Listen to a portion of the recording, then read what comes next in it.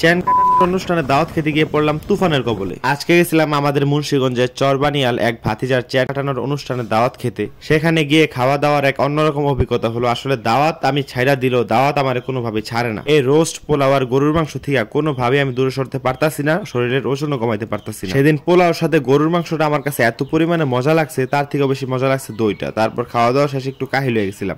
আসসালামু আলাইকুম, কি অবস্থা সবার, কেমন আছেন গাইস? এই যে আমাদের মুন্সিগঞ্জের দিঘির পার টলার ঘাট দিয়ে আমরা আর কি চলে যেতেছি ওই পার, এটার আবার অনেকে কয় হ্যাঁ পার। এই যে অনেক দাদা নানা ফুপার আর কি টলার দা এই পার আর হ্যাঁ পার প্রত্যেকদিন আর কি যাতায়াত করে ব্যবসা বাণিজ্যের কাজে। তো ওই যে এই পার থেকে ও দিঘির পারটা দেখেন কত সুন্দর লাগতেছে, আমার প্রাণের প্রিয় দিঘির পার, সেখানে আমার জন্ম। তারপর হ্যাঁ পার মানে এই পার আই আমরা একটা হুন্ডার মধ্যে তুলেছি। মা হুন্ডা দিয়ে এমন পরিমাণে গরম কোনোভাবে বহা যেতেছে না। পরে বন্ধু কইলে যে সমস্যা নাই, একটু ঠান্ডা যাবো। তারপর দেখলাম যে ঠান্ডা হয়ে গেছে, পরে আমরা যাইতেছি। এখন আমি যদি কই চারপাশের পরিবেশ এত পরিমাণে সুন্দর, হ্যাঁ সুন্দর, অবশ্যই সুন্দর, কিন্তু আমরা যে এত করে কমো আমগো এত করে করার সুযোগ নেই, কারণ আমরাও গ্রামেই থাকি, আমরা গুলশান বনানী থেকে আসি নাই। তো চারপাশে নারাকুড়া গরু পাটখড়ি হম্বাল দেখতে দেখতে আর কি আমরা চলে আসি চরবানিয়াল সে ভাতিজার খতনার অনুষ্ঠানের দাওয়াত খেতে। তো আমরা বাইক থেকে নেমে গেলাম। তো বাইক থেকে নামার পর এখন আর কি আমরা বাড়ির দিকে যাবো। তো বন্ধুরা বললাম তুই আগে যা, না তুই আগে যা। আমি না তুই আগে যাবে, আইসি মূলত বন্ধু লাগে বুঝছেন। তো এদিকে আমি আশেপাশে কাউরে চিনিও না। চর বাংলা বাজার, তারপর বাংলা বাজার, অনেক জায়গা থেকে অনেক মানুষ আমার ভিডিও দেখে। তো সেদিন এখানে আইসে অনেকের সাথে আমার দেখা হয়েছিল, কিন্তু সবার ভিডিওতে নেওয়া হয় নাই।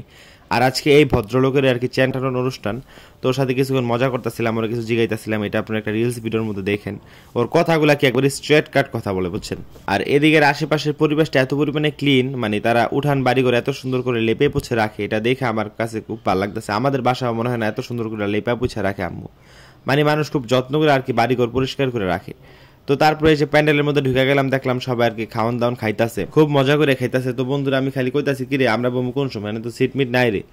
বইতারুম বেড়া একটু দাঁড়া, মাত্রই তো আইলাম, একটু বহি, মানুষ আবার তো খাওয়া দাওয়া শেষ করুক, তারপর আমরা বই। তারপরে খিদা লেগে গেছে, আমি মামা খিদা লেগে গেছে, তুই জানোস না আমার 2টার আগে খিদা লেগে গেছে, বাট এখন 8টা বেজে গেছে। তারপরে যে কিচেনের দিকে আইলাম, দেখলাম হ্যাঁ এখন রান্না বান্না করতেছে, মানে মাত্র খাওয়া দাওয়া শুরু করছে, 1-2 বছর আর কি খাইছে, আরো বাকি আছে।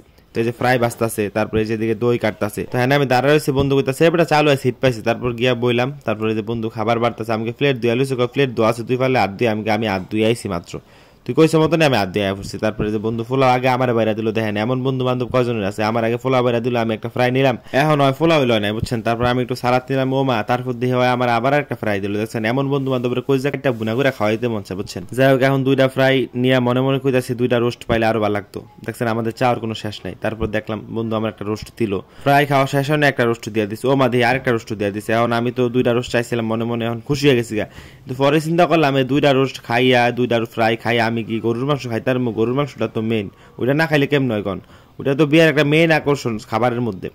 তো তারপরে যে ফ্রাই, তারপর রোস্ট বলেন সব একটু একটু করে খাইতেছি। আমার কথা আস্তে ধীরে খাই, সময় লাগায় খাই, বাট পেট ভরে খাই বুঝছেন। তো গরুর মাংস লয়ে আসে বন্ধু, দেখলাম গরুর মাংস লইতেছে খান্ডা খান্ডা মাংসটি। তো আমি কইতেছি মামা আমার দিবি না? কয় বেটা তুই আগে রোস্ট পোলাও খাওয়া শেষ কর, দিয়েছি গরুর মাংস লইতে। হয় না রোস্ট লয় নাই, তেমন ফ্রাইও খায় নাই বুঝছেন, ওই গরুর মাংস একটু মন ভরে খাইব দিকে, তেমন ওটি কিছু লয় নাই। তারপরে আমার 2-1 পিস গরুর মাংস দিছে, বাট আমার এই যে ফ্রাই খাওয়া শেষ হয় না বুঝছেন। আমি একটু এই হাড্ডি পিস গুলা নিছি, তো ওগুলো আমার কাছে খাইতে অনেক মজা লাগে। তারপরে একটু গোসা গোসা মাংস নিছিলাম, ওগুলা খাইতো আমার কাছে ভালো লাগে, বাট দাঁতে একটু বেঁচে যায় বুঝছেন, পরে আর কি প্রবলেমে পড়তে হয়। যাই হোক প্রত্যেকটা খাবার দাবারে মজা ছিল। আমি আবার যদি একটু কিছু কইতে যাই আপনারা এখন কই আরে ভাই বদাম কম কি লিগার ভাই, যেটা সত্য ওইটাই কই। এখন আমি কই এখানে যে ফ্রাইটা এটা মজা লাগছিল, রোস্টটা মজা লাগছিল, বাট রোস্টার মধ্যে একটু ঝোল ঝোল হলে আমার কাছে ভালো লাগতো। ঝোল বলতে গেলে একটু মাখো মাখো হলে ভালো লাগতো, একটু শুকনো শুকনো হয়ে গেছে, আমি আবার গ্রেভি ছাড়া খাইতে পারি না।